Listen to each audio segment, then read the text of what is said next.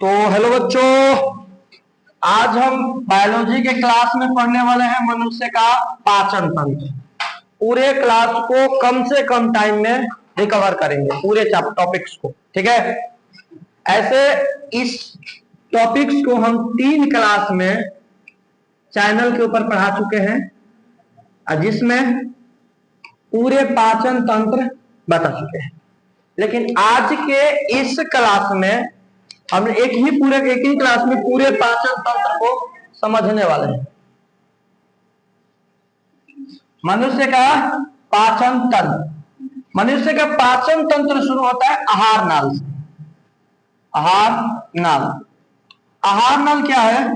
आहार नाल एक 8 से 10 मीटर, 8 से 10 मीटर, आहार नाल लगभग 8 से 10 मीटर लंबा होता है। 10 मीटर लगभग 32 फीट हो जाएगा। आप अनुमान 8 से 10 मीटर समझिए कितना होती, एरिया से लेकर बॉडी इतना लंबा हमने के मुंह में से पूरा पेट में पाइप बा, समझा गए? आहार नाल मतलब समझे कि आहार नाल पाइप की जैसे रचना हो गई। टर्नल होला, टर्नल ऐसे मान लो समुद्र के नीचे नीचे बना दिया टर्नल जाए खातिर गुफा, तो फिर अंदर में क्या होला?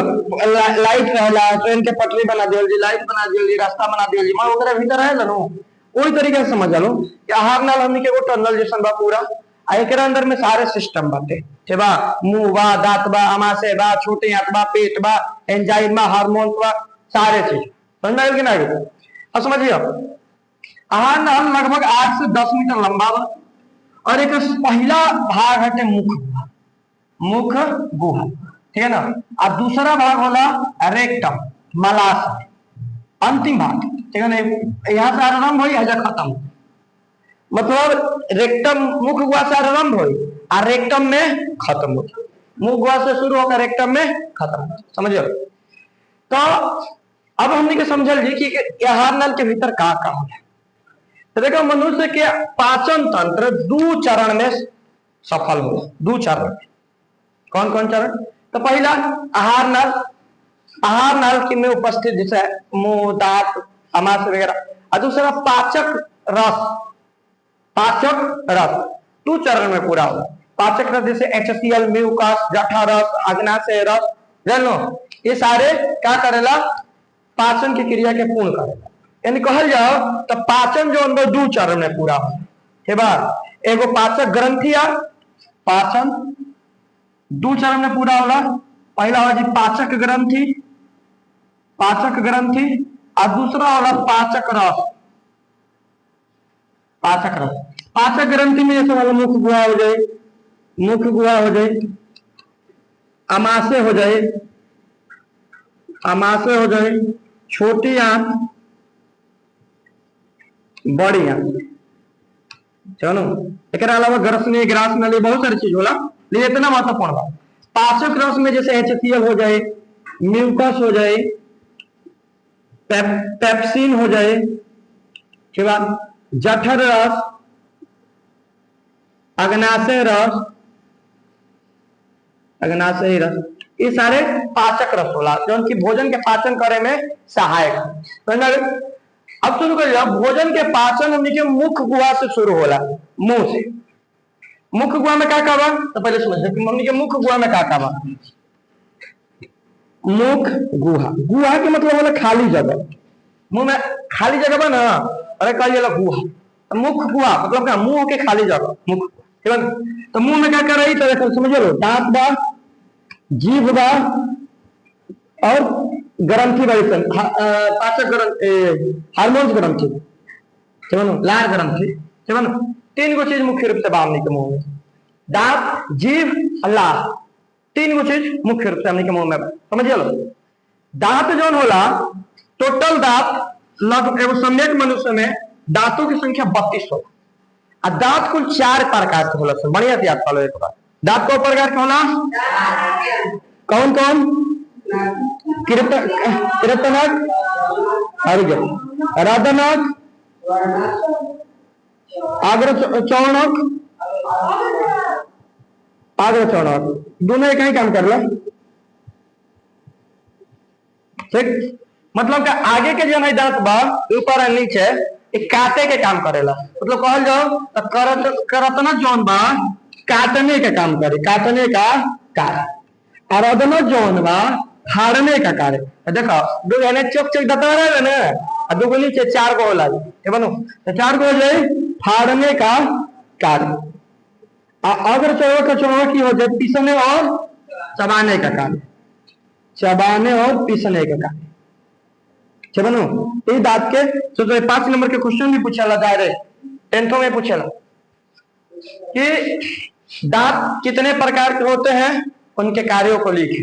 दांत 4 प्रकार के होते हैं उनके कार्य समझ गए। अब दांत के बाद में दूसरा भाग होता है जीभ। जब भोजन के पीस पास के पतला कर दिला दांत काला जीभ के काम का हो तो ध्यान दियो। जीभ जौन बा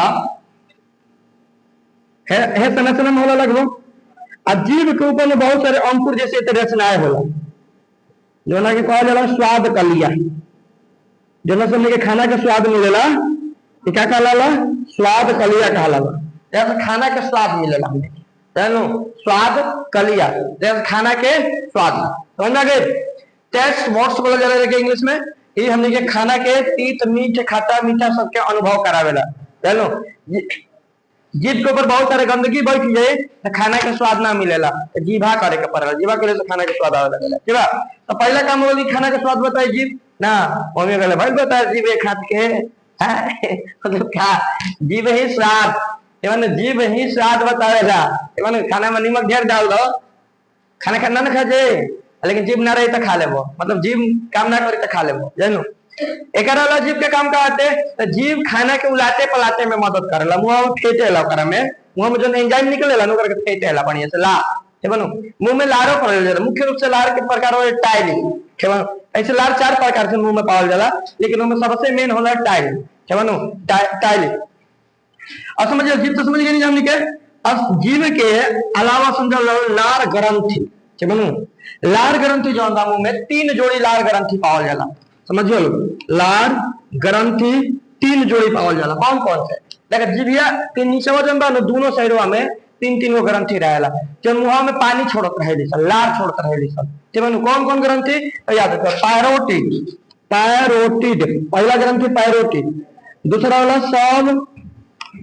सब मैंडिबुलर अगला वाला सब लिगुअल पैरोटिड ग्रंथि सब मैंडिबुलर ग्रंथि सब लिगुअल ग्रंथि।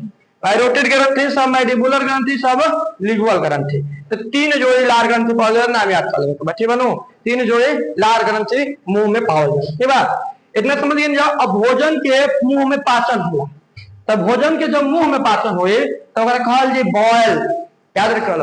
तो भोजन के जब मुंह में पाचन होला पाचन मुंह से शुरू हो जाला तो भोजन के जब मुंह में पीस पास के ओमे लार और सान सुन के तो निकालम जो तो ले लखे होला नु तो कहल जी बॉयल क्या कहल जी बॉयल।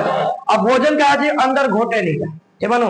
तो भोजन लारवा में को निकलेला म्यूकस तो भोजनवा के चिपचिपा लिवरी जैसे बनातेला म्यूकस का करी अंदर घोटन जा तो भोजन कहां से हेजाले क्रिया होके भोजन कहां से ग्रसनी में आगे तो कौन भाग कनेक्ट हुई ग्रसनी के बनो।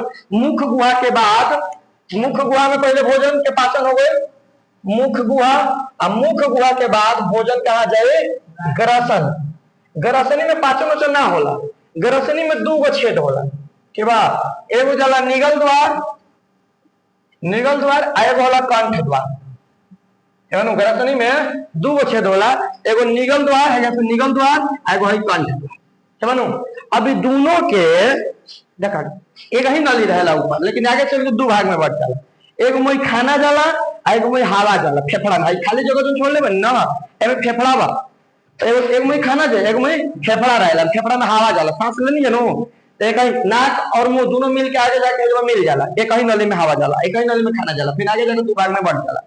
अब ध्यान दियो तो मान लो कभी कभी सांस लेते हैं तो हवा पेट में चल जाला तो कौन दिक्कत नहीं है लेकिन कभी कभी खाना खाते हैं तो चल जाए फेफड़ा में तो दिक्कत हो जाए ना मर जाम के तो का होला कि फेफड़ा में खाना ना जाए एकरा खातिर हर जन बनैले बने तरी एला ऐसे गल न ए तो एकर मुंहवा पहेजावा एगो मांसल संरचना होला एगो मांस के जैसन संरचना होला गोल एल्पिनली में चॉकलेट देखले वाला नो एल्पिनली में ओसने टाइप वाला मांसल संरचना होला ठीक है ना। तो ध्यान रखिए लोग, ये मॉन्सन संरचना के कहल जाला एपिग्लोटिस, ग्लैटिस, एपिग्लैटिस। क्या बोला जी? एपिग्लैटिस। क्या बोला जी के? एपिग्लैटिस। समझ में आ गया? एपिग्लैटिस क्या करेला समझ लो कि ये जोन बा ई ब्रेन से कनेक्टेड रहेला डायरेक्ट। जब खाना आवेला नो तो ई कंठ द्वार वाला मुहवा के बंद कर देला, ढक देला, समझो आ में खाना चल जी पेट में, अब फिर हवा आई तो खोल दी, ऐसे खुलत रहेला, बंद होत रही, खुलत रही, बंद होत रही, खुलत रही, बंद होत रही।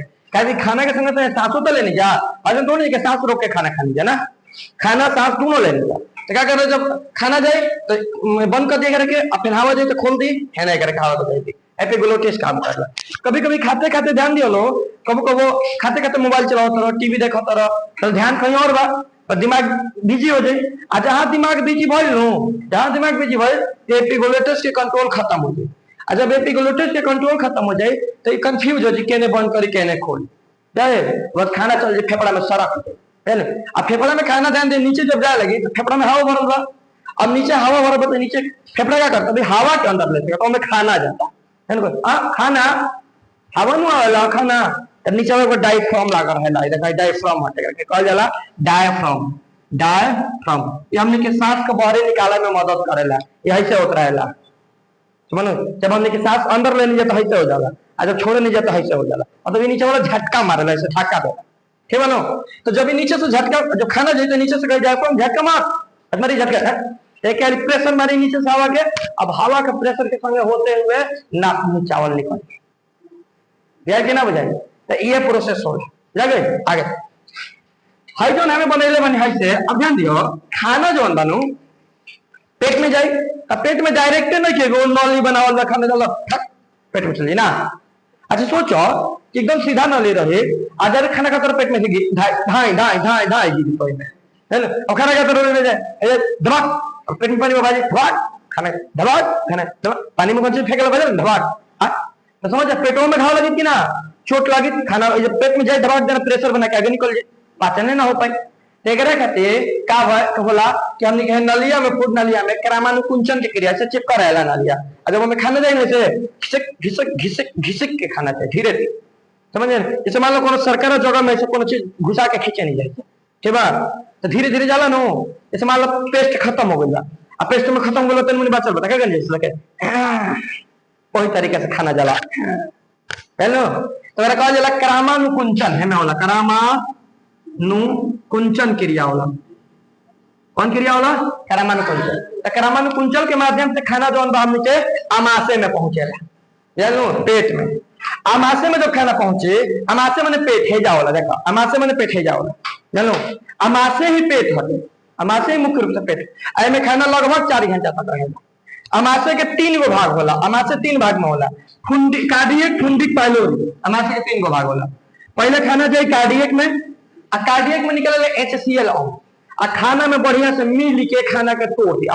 HCl खाना जैसे खरीदर वो हिसाब से HCl अम्ल कार्डियक छोड़ी, आ खाना में बढ़िया से चारों तरफ फेट फट के मिला दी, आ मिलाइला के बाद में दूसरा भाग होला फुंडिक। फुंडिक में पाचन ना होला, फुंडिक में क्या होला, ऐसे कांटा जैसा रचना ऐसे लगा रहेगी ऐसे, ठीक बा, जेकरा कहल जाला रूजी, क्या कहल जाला? रूजी कहल जाला, ठीक बा। एकर काम का हो, जैसे रुखा टाइप के बन खानावा के रोक के रखेला, में खाना के ऐसे रोक के रखी, आगे ना जाए दी, कुछ देर तक रोक के रखी, क्या बनो, ताकि जो में HCl अम्ल मिलल बा बढ़िया से पाचन हो जाओ, खाना के टूट जाए बढ़िया, क्या बनो। फुंडी जब खाना ना खाता ना कि पेट गड़ता, चूहा कूदता, वह कुछ ना आते, तो खाना ना खाई तो चिपक के जाला ऐसे खाली रही तो, अच्छे पक जो तो ये रूजिया गड़े लगे, लेकिन यही दुखाला पेटावा, नो तो ध्यान रखिए रूजी जन खाना में मुख्य रूप से खाना को रोक के रखिए। जब ऐसे खाना निकले पाइलोरिक में, पाइलोरिक मेन भाग हो, पाइलोरिक में खाना में क्या मिलेला? जठर रस। पाइलोरिक में खाना में क्या मिली? जठर रस। जठर रस में क्या होला? तो जठर रस में होला HCl, म्यूकस, म्यूकस, और तीसरा होला निष्क्रिय, निष्क्रिय पेप्सिनोजाइम, पेप्सिनोजाइम, 3 गो चीज होला इसमें, ठीक है।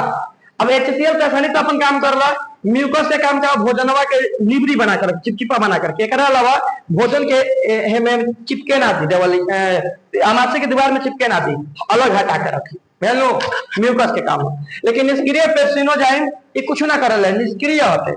तब HCl लेकर संगे मिल के एकरा के का करेला, मान लगे से समझ लो कि 3 गो चोर बारह था आ तीनों चोरी करे गेल था, हई दूगो मुख्य रूप से चोर होत, आई वो चोर ना हो, मान लो कल्पना अब सन तीनों चोरी करे, आई बच्चा तने सीधा वापा अभी कहता ना ना चोरी हम ना करम, कौन जालो करल कहते आई बड़ा का करे चोरी न कर बताइल बड़ा हमरा संगे खाली देखे खातिर चलते हूं चोरी करबे, बरियारी लिया गेल सन एगो बढ़िया आदमी के चोर बनेला था। मतलब HCl लेकर संगे मिल के निष्क्रिय पेप्सिनोजाइम के बदल डाला पेप्सिन में। अब जब ये चोर बनेला नु, जब बढ़िया आदमी ठीक है बार बार डिस्टर्ब करे और खतरनाक बनेला तो बड़ी खतरनाक आदमी बनेला। आ ई जब पेप्सिनोजाइम जब चोर बनेला अर्थात पेप्सिन में बदलेला तो बड़ी HCl से भी खतरनाक हो जाला। खाना में क्या खानी जा, वसा, कार्बोहाइड्रेट, विटामिन, प्रोटीन। प्रोटीन मुख्य रूप से हमने के शरीर के बहुत जरूरी चीज होला, पूरे शरीर के हमने के मांसपेशिया के निर्माण प्रोटीन करेला है ना। आ प्रोटीन सबसे जटिल होला है ना, और जटिल भाग के तूरे खातिर के कहला के जौन महंगा सबसे बाद हुए हम चोराई चल तो चोर बनिए गई। तब पेप्सिन क्या करेला, प्रोटीन के तोड़ के और के पेप्टोन में बदल देला, प्रोटीन के तोड़ के का में बदल दी पेप्टोन, आ तीनों मिल के जठर रस एगो ग्रुप बनावे। तब पेप्टोन बदल गए, पेप्टोन में बदल के जब भोजन के पाचन करी, अब भोजन है जब अम्लीय हो गई। अब ये अम्लीय भोजन छोटी आंत में ना कहे, छोटी आंत कहले कि हम क्षारीय भोजन ले, अम्लीय भोजन ना ले, तो ओकरा खातिर का कइल भैया तो क्षारीय लेबे अम्लीय बात तो एगो लीवर लगा दियल जे, हेजा लीवर होला, हेजा लीवर होला 1.5 kg के जानू। अब 1.5 किलो के लीवर ये क्या करेला, लीवर में खाना ना जला, याद रखियो बस ये खाना में छोड़ेला पीत, तो लीवर का ऊपर जब थैलिया बने लीवर के ऊपर रहेला एवं पिताशय, लीवर में से पीत बनत रहेला हमेशा, और पिताशय के एगो थैली वाला टैंक ओमे जमा होता रहेला, और जब खाना आवेला नु तो में पीतवा छोड़ देला के बनो छोड़ दे तो खाना में मिल के कौन जी खाना हो जाए अम्लीय से क्षारीय, क्षारीय खाना जब भेजे 7.4 होला पित्त के मानता है।